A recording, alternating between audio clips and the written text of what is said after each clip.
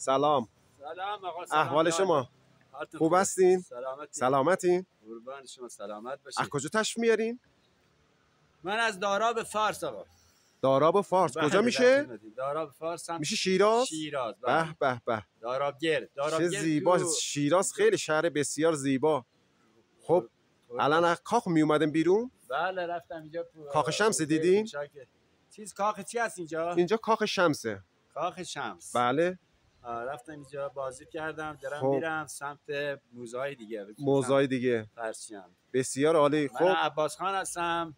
گردشگر ایرانی. به به. گردشگر پیاده. به. روز 20 کیلومتر 15 کیلومتر 25 کیلومتر پیاده میرم.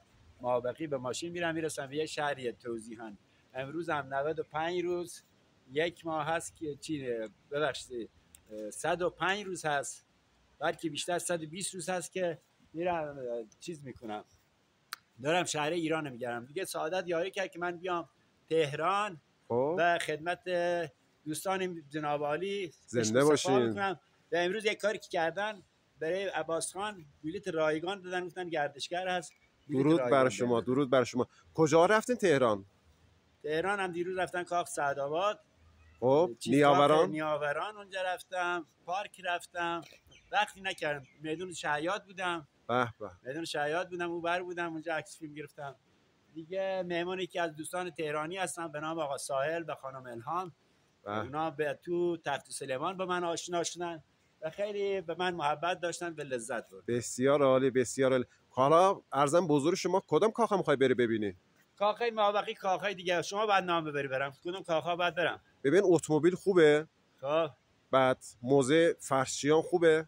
بله. بعد آشپزخونه سلطنتی خوبه. بله. اونجا رو میتونیم بریم ببینین. بعد کاخ نیاوران دیروز رفتیم. بله کاخ نیاوران دیروز رفتم. خاطر خوبی ازشون ندارم. یکی از ماموراش بهم بد رفتاری کرد که الان شاکی هستم ازشون. خب چرا؟ دیگه یه جوری بعضی موقع می‌بینی اینجوری پیش میاد. نه اشکال نداره، خودتو ناراحت نکن. دیگه ناراحت شدم، بعدش هم شاکی هستم. موفق مؤید باشی. خیلی خوشحال شدم. فدات بشم. ما اینجا که نمیشیم وطنم ایران دوست داریم. بله بله خیلی هم عالی، خیلی زیبا، واقعا دوست داشتنی. دوستون داریم. فدات بشم. دوست داشتنی هستی. خیلی آقایی. خدا قوت من. امروز هم چندم از آقا؟ فدات بشم. امروز حدوداً 5/8/1400. 1404. عباس خان. آقای فامیلش چی بود؟ همیشه مجرد. آقای مجرد خیلی دوست دارم. فدات بشم. مجردم دوست دارم. قربونت یا علی. فدات فدات بشم. خدا حافظ.